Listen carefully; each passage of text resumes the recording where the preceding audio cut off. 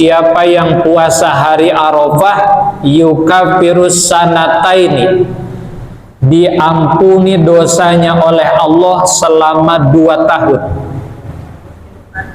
madiyatan wa mustaqbalatan, dosa setahun yang lalu dan dosa setahun yang akan datang. Yang puasa alhamdulillah itu puasa dari tanggal 1 sampai tanggal 9 berada di 10 hari awal bulan Zulhijjah sampai tanggal 9. Tanggal 10-nya kagak boleh puasa. Kenapa tanggal 10-nya enggak boleh puasa?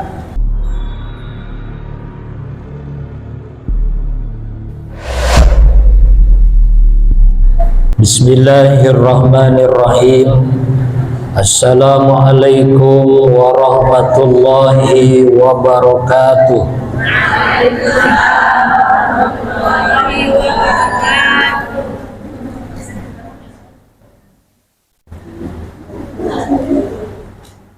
Alhamdulillahi rabbil alamin.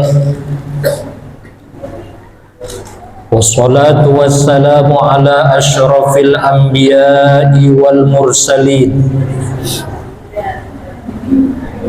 Sayyidina wa maulana Muhammadin wa ala alihi wa ashabihi ajma'in, amma ba'd. Faqala Allah Ta'ala fi kitabihil karim, a'udzu billahi minasy syaithanir rajim, bismillahirrahmanirrahim.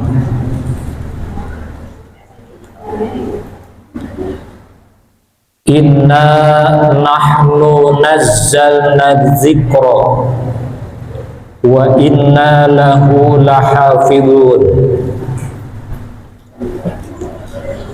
Shadaqallahul azim wa shadaqa rasuluhun nabiyul karim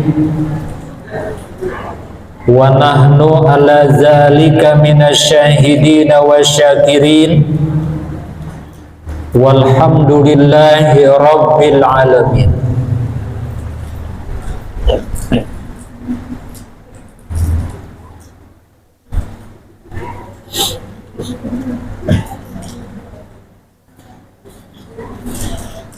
Pertama dan paling utama,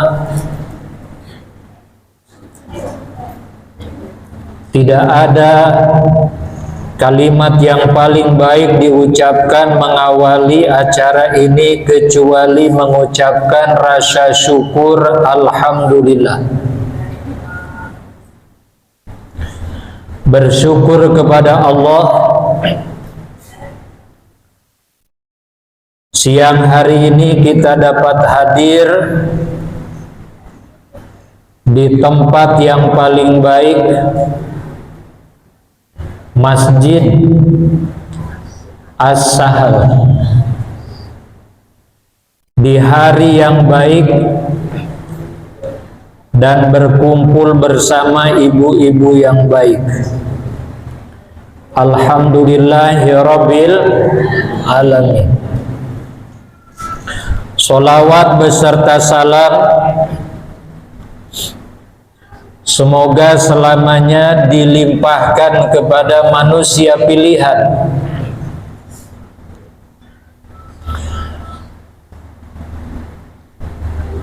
yakni baginda Nabi Muhammad sallallahu alaihi wasallam, biqaulina Allahumma sholli ala sayyidina Muhammad wa ala ali sayyidina Muhammad,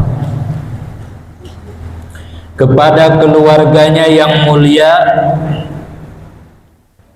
kepada para sahabatnya yang agung, serta kepada kita umatnya yang senantiasa meneladani akhlak baginda Rasul dan merindukan baginda Rasul. Semoga kita dikumpulkan bukan hanya di Masjid As-Sahal ini saja, tapi sampai di akhirat kelak dimasukkan Allah dalam surganya Allah bersama baginda Rasulullah sallallahu alaihi wasallam. Amin ya Allah ya Rabbal alamin.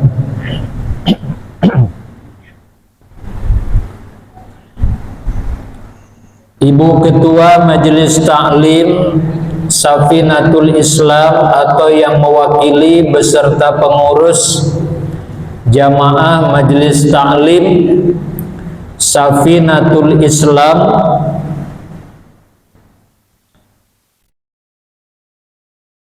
alhamdulillah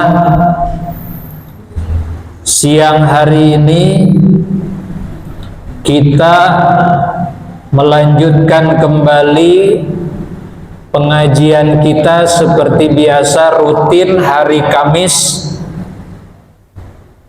ba'da zuhur, yang insya Allah setelah nanti tausiah sedikit kita lanjutkan dengan Maulid Ad-Diba, bersolawat kepada baginda Rasulullah sallallahu alaihi wasallam. Melalui solawat kepada baginda Rasul, semoga hajat dan doa kita dikabul oleh Allah. Apalagi bulan ini kita masih berada di bulan baik, bulan Zulhijjah. Bulan apa, Bu? Zulhijjah. Setelah minggu kemarin kita menyelesaikan di 10 hari pertama awal bulan Zulhijjah, yang merupakan keutamaan di bulan Zulhijjah, yaitu berada di 10 hari pertama awal bulan Zulhijjah. Di 10 hari pertama awal bulan Zulhijjah ada beberapa amal ibadah kita yang diperintahkan oleh Allah dan keutamaannya tidak bisa dibanding dengan hari-hari yang lain, bulan-bulan yang lain. Ma min amali solih, tidak ada amal solih fiha ahabbu ilallah, yang dicintai oleh Allah, wa min hadhil ayyam, dari hari-hari yakni ayyamul ashri, 10 hari pertama awal bulan Zulhijjah. Di antaranya adalah puasa sunat. Puasa sunat dari tanggal 1 awal bulan Zulhijjah sampai tanggal 9 awal bulan Zulhijjah. Yang puasa, yang tidak puasa 9 hari, minimal puasa 1 hari, tanggal 9, yang baik dari tanggal 1 sampai tanggal 9. Kalau enggak kuat dari tanggal 1 sampai tanggal 9, minimal tanggal 9. Tanggal 9, 1 hari. Kalau dilihat dari wajahnya sepertinya 1 hari.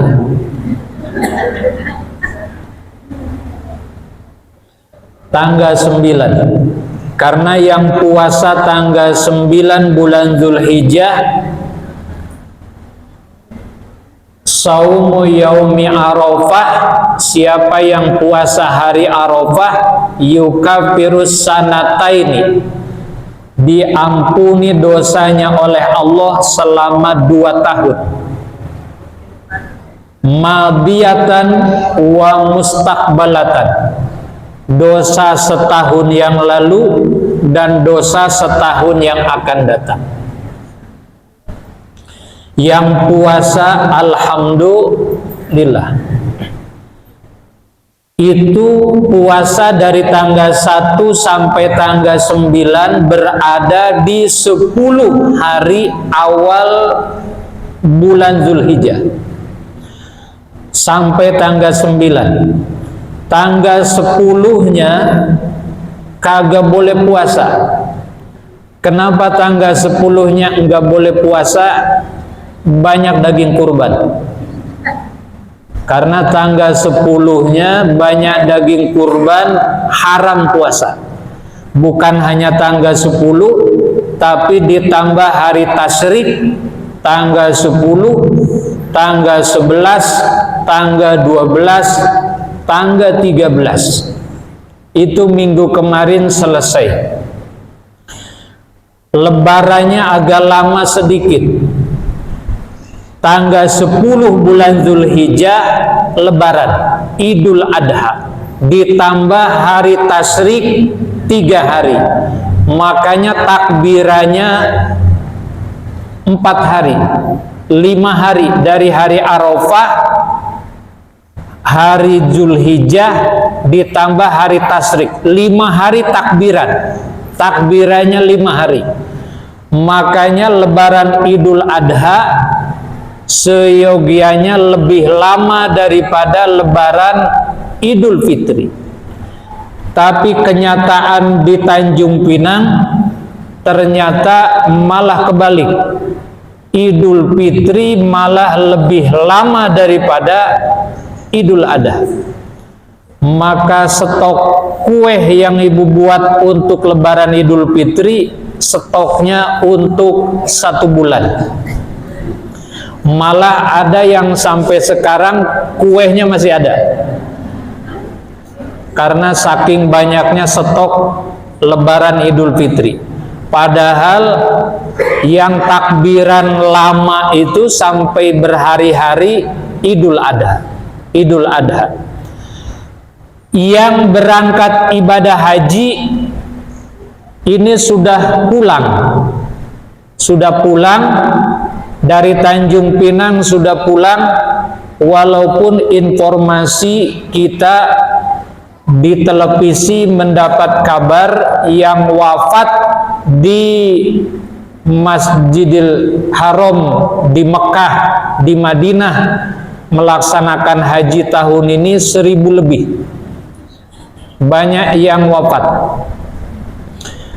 Kita doakan semoga yang pulang dari ibadah haji menjadi haji yang mabrur dan hajah yang mabrurah.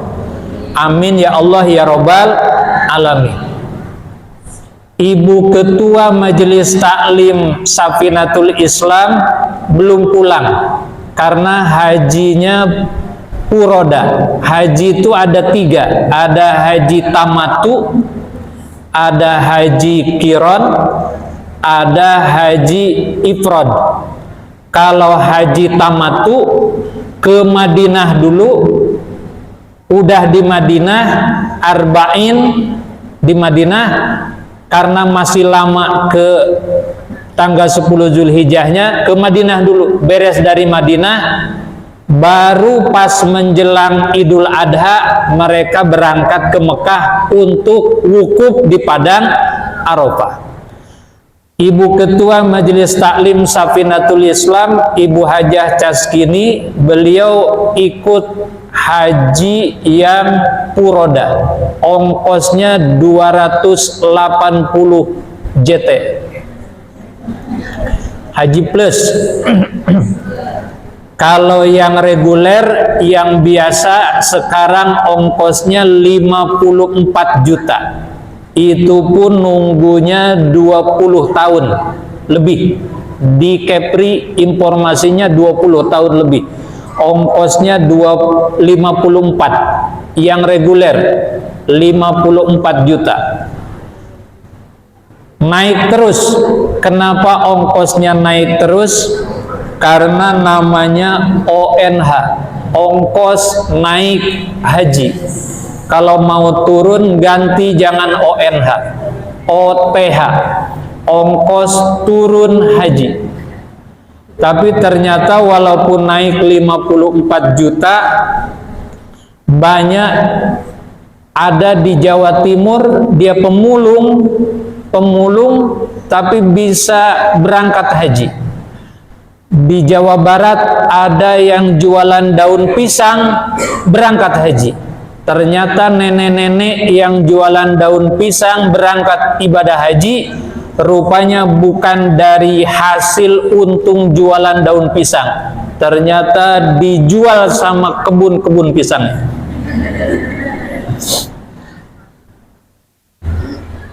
Kita dari sekarang niat, mudah-mudahan Allah panggil dan bisa berangkat ibadah haji. Ibadah haji puncaknya adalah wukuf di Padang Arafah. Dan wukuf di Padang Arafah itu tanggal 9. Al-Hajju Arafah. Haji itu Arafah. Haji itu Arafah. Yang membedakan haji dengan umroh, bukan umrah, umroh. Kalau umroh ke Mekah, kalau umrah dompak. Umroh ongkosnya 34 juta, 33 juta, 34 juta. Yang membedakan haji dengan umroh adalah wukuf. Kalau haji ada wukuf di Padang Arafah. Kalau umroh dia nggak ada wukuf. Makanya kalau haji mesti harus di bulan Zulhijjah. Mesti harus di bulan Zulhijjah. Kalau umroh kagak mesti di bulan Zulhijjah. Umroh mah kapan saja bisa. Kenapa? Karena enggak ada wukuf di Padang Arafah. Kalau haji ada wukuf di Padang Arafah. Dan wukuf di Padang Arafah di Jabal Rahmah itu tanggal 9 bulan Zulhijjah. Kalau tanggal 9 berarti masih dalam 10 hari pertama awal bulan Zulhijjah. Masih di 10. Puasa tadi dari tanggal 1 sampai tanggal 9 di 10 hari pertama awal bulan Zulhijjah. Wukuf di Padang Arafah yang hajian tanggal 9 itu masih di 10 hari pertama awal bulan Zulhijjah. Kemudian yang tidak berangkat ke sana tapi punya rezeki di sini nyembelih kurban, maka nyembelih kurban pun itu dilakukan pada tanggal 10 Zulhijjah setelah sholat sunat Idul Adha. Makanya kurban disebut dalam ilmu fikih namanya udhiyah. Kenapa kurban disebut udhiyah? Karena kurban dilakukan setelah sholat duha. Udhiyah diambil dari kata duha. Artinya pelaksanaan kurban dilakukan pada waktu duha setelah sholat sunat Idul Adha. Setelah sholat sunat Idul Adha, itulah kurban. Kapan waktu duha? Waktu duha adalah irtifa'us syamsi, ketika matahari naik. Matahari naik 1 tombak duha. Makanya sholat Idul Adha agak beda dengan sholat Idul Fitri. Seperti yang sering saya sampaikan, kalau Idul Adha sebelum sholat jangan makan dulu. Kalau Idul Fitri sebelum sholat makan dulu banyak-banyak. Makan nasi bungkus dulu. Lagi makan udah mau mulai sholat Idul Fitri, bawa paha ayam ke masjid karena udah mulai mau sholat. Jadi sebelum Idul Fitri makan dulu, itu Idul Fitri. Tapi kalau Idul Adha, sebelum sholat Idul Adha enggak makan dulu, enggak makan dulu. Niat puasanya apa? Bukan puasa, karena hari itu diharamkan puasa, haram puasa. Jadi bukan niat berpuasa, namanya enggak makan aja, enggak makan. Maka Pak Ustadz, kalau Idul Fitri kemarin setelah bulan puasa Ramadan jam 7.30 sholat sunat Idul Fitri, Idul Adha lebih cepat, jam 7.15 udah mulai. Atau Idul Fitri jam 7.15 baru sholat Idul Fitri, Idul Adha jam 7 pas udah mulai. Yang penting irtifa'u syamsi, matahari naik, waktu duha. Kenapa cepat dilakukan sholat Idul Adha? Karena banyak jamaahnya yang belum makan. Maka khotibnya nggak usah lama-lama, nggak usah lama-lama. Karena di bawah itu pasti banyak yang kelaparan, apalagi pas dari subuhnya belum sahur kan, nggak makan. Jadi 10 hari pertama bulan Zulhijjah sudah berlalu. Ibu pengurus Majelis Taklim Safinatul Islam, biar nyambung kajiannya, bukan berarti setelah selesai awal bulan Zulhijjah selesai ibadah kita. Itu maksud saya. Setelah beres puasa sunat awal bulan Zulhijjah selesai, bukan berarti begitu. Setelah selesai bulan Zulhijjah sedekah, nyembelih kurban selesai, bukan berarti begitu. Tapi ada amalan-amalan lain yang harus terus kita lakukan supaya kita istiqomah dalam kebaikan, menambah pahala kebaikan, bekal di dunia dan di akhirat. Karena umur kita tidak ada yang tahu. Umur kita tidak ada yang tahu. Bisa yang tua meninggal duluan, yang muda belakangan, atau sebaliknya yang muda belakangan, yang tua duluan. Ya sama aja. Kalau ada orang sakit yang ditanya itu biasanya yang pertama umurnya berapa, yang kedua sakitnya apa. Padahal meninggal dia tidak mengenal umur dan tidak mengenal sakit. Tidak mengenal umur dan tidak mengenal sakit. Lalu apa yang harus terus dilakukan? Ini sebelum kita maulid saya ingin menyampaikan. Ada 3 amalan yang apabila dilakukan dia tidak akan mengalami kerugian. Tak bakalan rugi. Bukan hanya di dunia, tapi sampai di akhirat dia tidak bakal rugi. Dia pasti menjadi orang yang beruntung di sisi Allah. Dalilnya surah Fatir ayat 29. Surah Fatir ayat 29. Allah berfirman, bunyinya begini. A'udzu billahi minasyaitonir rajim. Innal ladzina yatluna kitaballah.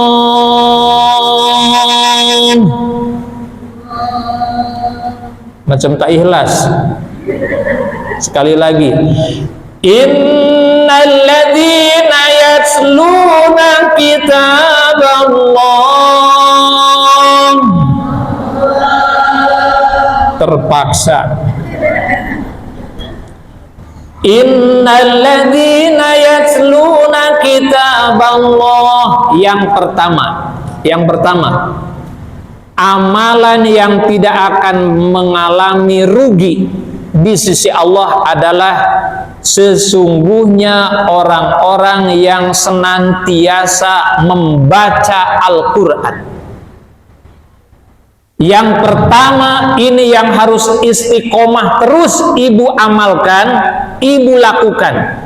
Ini tidak mesti di awal bulan Zulhijjah, tapi sampai kita game over, sampai kita meninggal. Yang pertama adalah baca Quran, baca Al-Quran.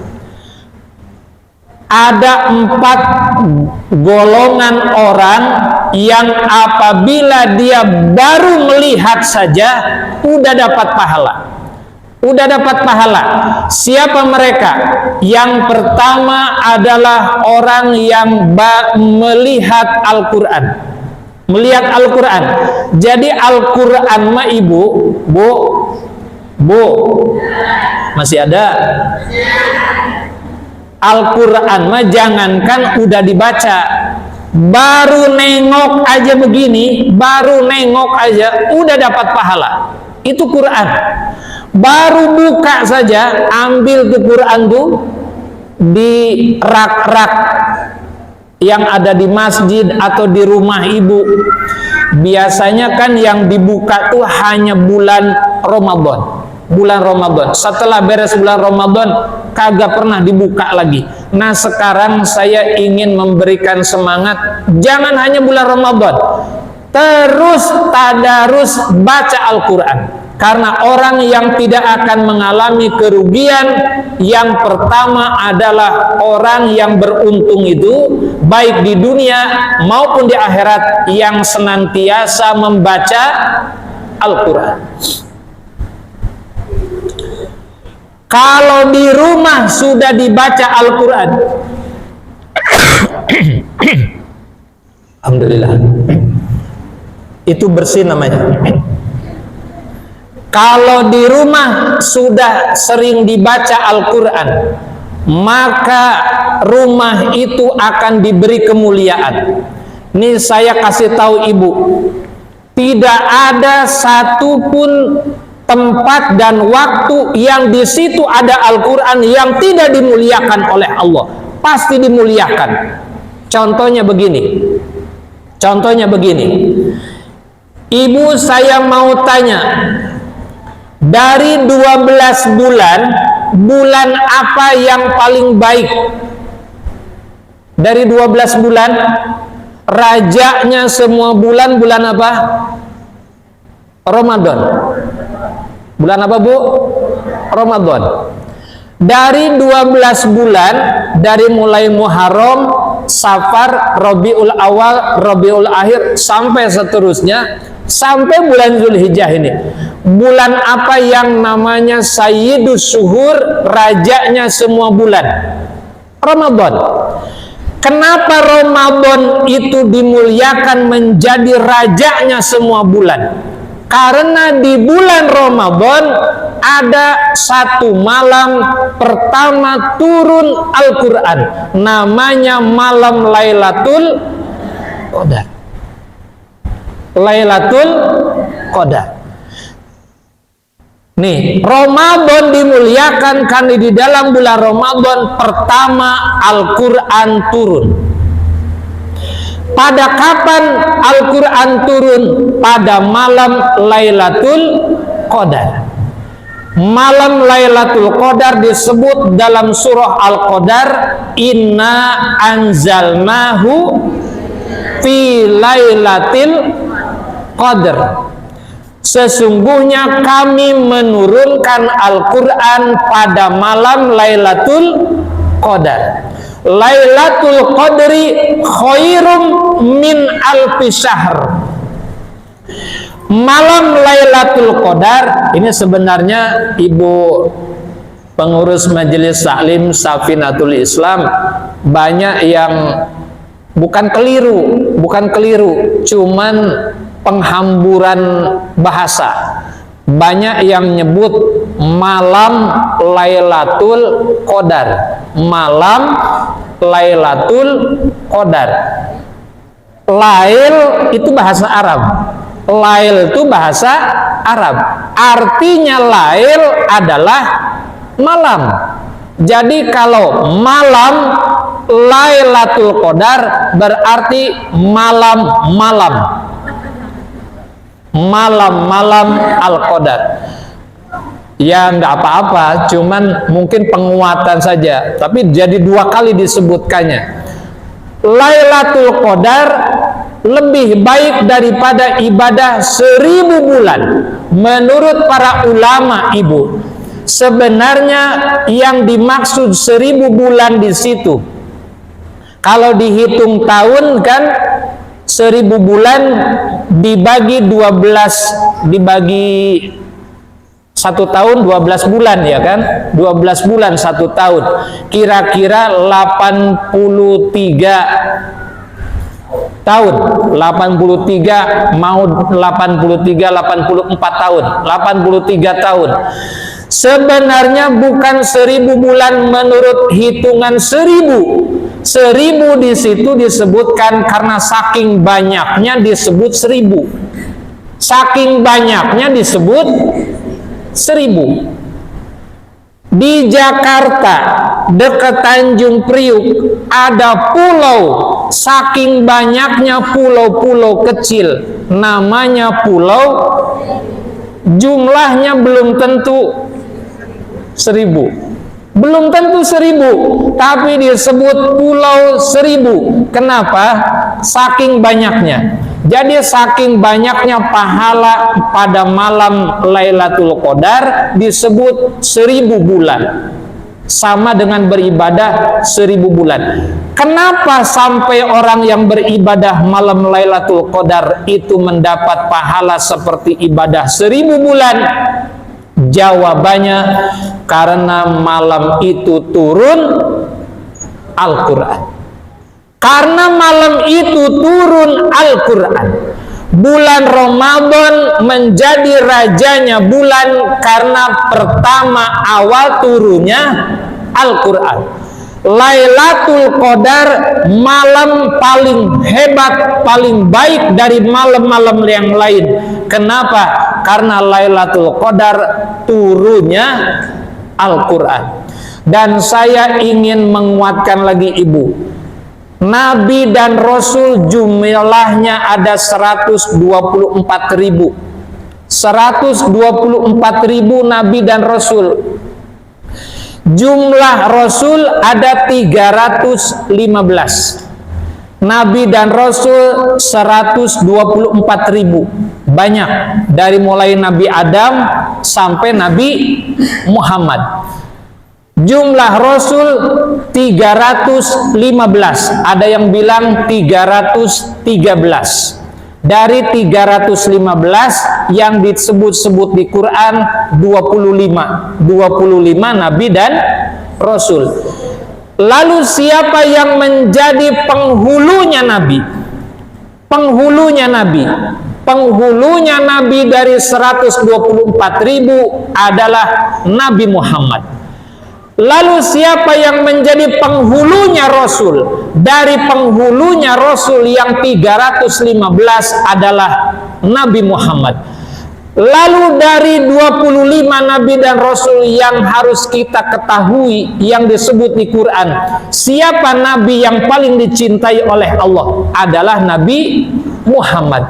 Lalu kenapa Nabi Muhammad lebih hebat dari nabi-nabi yang lain? Dari yang 124.000 Nabi Muhammad adalah penghulunya. Dari 315 Rasul Nabi Muhammad penghulunya. Dari 25 yang harus kita ketahui Nabi Muhammad penghulunya. Jawabannya karena Nabi Muhammad punya mujizat Al-Quran. Mujizat Al-Quran. Maka Ibu, untuk pertemuan selanjutnya saya ingin nanti setiap hari Kamis ba'da zuhur yang belum bergabung monggo bergabung di majelis taklim Safinatul Islam sesuai dengan grup ada yang dibentuk di Safinatul Islam itu, insya Allah sebelum Maulid saya ingin berbagi sama-sama belajar baca Quran.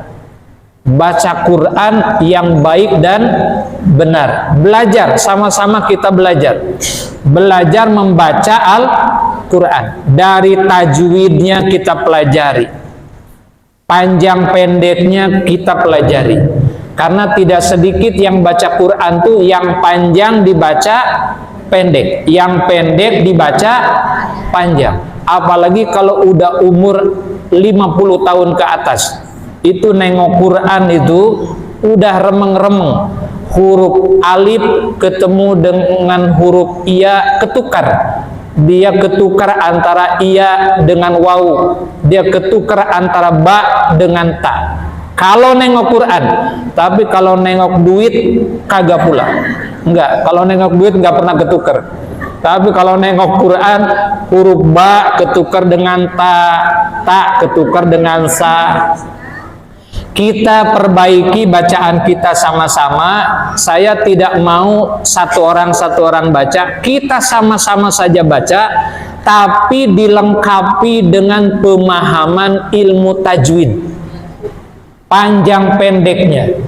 Apa itu idhar, apa itu idgham, apa itu iqlab, apa itu ikhfa, apa itu mad wajib muttasil, apa itu mad jaiz munfasil, apa itu mad tabi'i, apa itu mad lazim kilmi musaqal, mad lazim kilmi mukhatab, apa itu mad lin, apa itu mad jaiz munfasil, mad arid li sukun, biar paham. Insya Allah.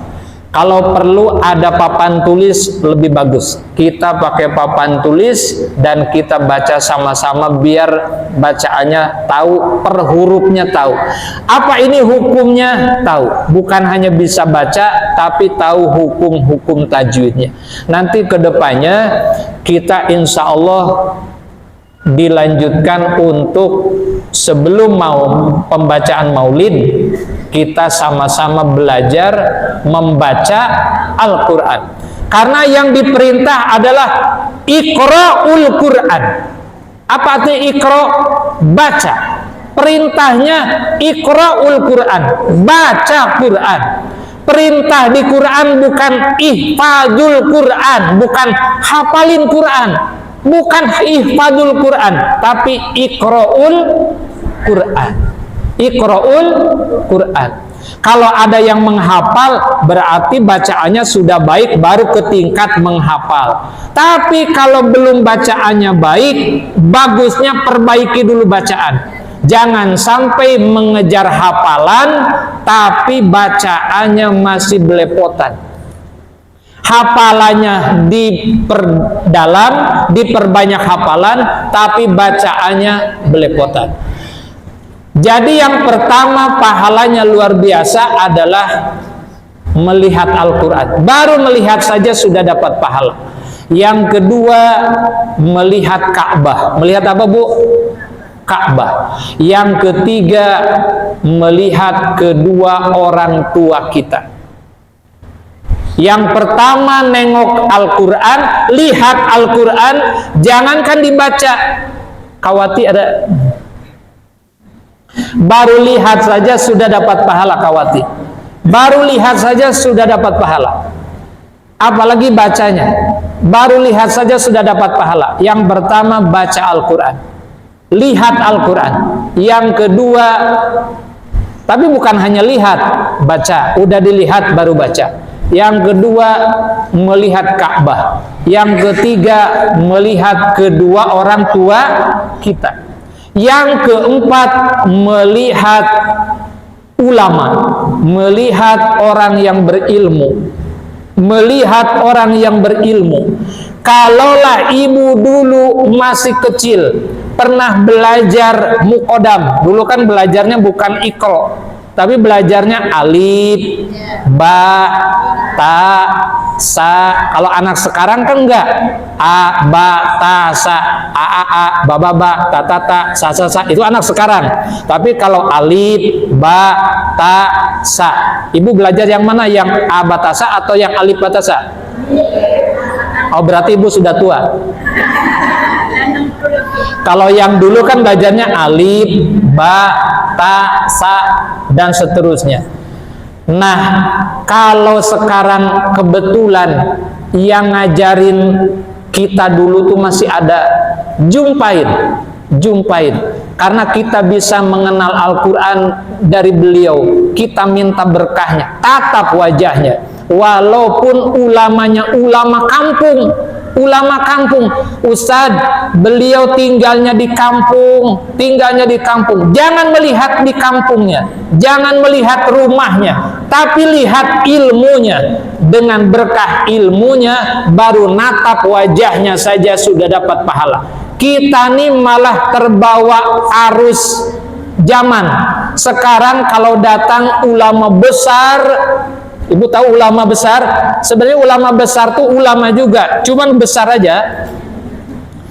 Ulama yang kita undang misalkan dari Jakarta, ramai datang. Tapi ulama kiai-kiai kita yang di kampung yang ngajarin Al-Quran, ngajarin wudu, ngajarin fikih, ngajarin sholat, kagak pernah ditengok. Padahal itu yang mengenalkan kita dengan Al-Quran. Kalau masih ada, jumpai, baru nengok saja udah dapat pahala. Jadi yang 4 ini nggak bakalan rugi. Nengok Al-Quran, nengok Ka'bah, nengok kedua orang tua kita, nengok ulama. Ibu paham, Bu? Insya Allah. Mudah-mudahan guru-guru kita dipanjangkan umur, sehat walafiat. Mudah-mudahan orang tua kita dipanjangkan umur, sehat walafiat. Mudah-mudahan kita dibimbing oleh Allah bisa lancar baca Al-Quran, dan Al-Quran bisa menolong kita. Al-Quran akan menyelamatkan kita di alam kubur. Di alam kubur dia nyelamatin kita. Nanti begitu di alam kubur ibu sendirian, ada sosok yang kalau perempuan lagi cantik, dia cantik, ibu kaget, kamu siapa? Saya nggak kenal kamu, tapi melihat kecantikannya, dia jawab, saya Al-Quran yang biasa engkau baca. Kalau laki-laki tiba-tiba ada yang tampan ngawanin di alam kubur itu, lalu kita tengok, kamu siapa? Saya Al-Quran yang selalu kamu baca. Nanti di akhirat setelah dari alam barzakh, Al-Quran akan menjadi syafaat penolong kita. Oleh karena itu jangan bosan baca Al-Quran. Maka insya Allah nanti kita di pertemuan berikutnya, Ibu, kita akan sama-sama mempelajari, membaca Al-Quran. Baca aja dulu. Kalau ngapalin minimal juz 30. Juz 30. Ya, kalau juz 30 enggak hafal, minimal qul huwallahu ahad. Kalau enggak hafal juga qul huwallahu ahad, terlalu, kata Bang Roma. Jadi minimal sholat subuh tuh rakaat pertama Inna a'toina, rakaat kedua qul huwallahu ahad. Rakaat nanti sholat zuhur begitu lagi, rakaat pertamanya Inna a'toina lagi, rakaat keduanya kulhu lagi. Kenapa? Karena nggak ada yang pendek lagi. Kalau dilihat nampaknya memang yang biasa dibaca itu terus, dan tidak jauh-jauh dari kulhu dan Inna a'toina beserta wal asri. Tapi kalau yang hafal tambah yang lain, alhamdulillah. Ada yang hafal watini, ya watini. Tapi bacaannya kita perbaiki dulu supaya Al-Quran jadi syafaat, dan Al-Quran dibaca menjadi penolong kita, setiap huruf menjadi kebaikan kita. Mumpung mata kita masih bisa melihat, umur kita masih ada, jangan sampai mata udah tak nampak lagi, nengok Quran pun sudah nggak bisa lagi, Kita iri dengan Ustadz Adi Hidayat, Bu. Ustadz Adi Hidayat beliau sampai tahu posisi di mana ayat itu. Ustadz Adi Hidayat tuh sampai bilang begini, posisi ayatnya pojok kiri bawah. Betul tidak? Ustadz Adi Hidayat yang sering di TV itu pojok kanan atas, pojok kiri bawah, sebelah kanan tengah. Beliau sampai posisi ayat tuh tahu. Kita jangankan posisi ayat, posisi nyimpan Quran pun tak tahu lagi. Tadi mana nyimpan Quran? Jangan sampai posisi nyimpan Quran pun tak ingat lagi. Oleh karena itu nanti kita sama-sama pelajari, mudah-mudahan bermanfaat ilmunya bagi saya dan bagi ibu semua. Mohon maaf atas segala kekurangan, terima kasih banyak atas segala perhatian. Kami tutup, wabillahi taufiq wal hidayah. Wassalamualaikum warahmatullahi wabarakatuh.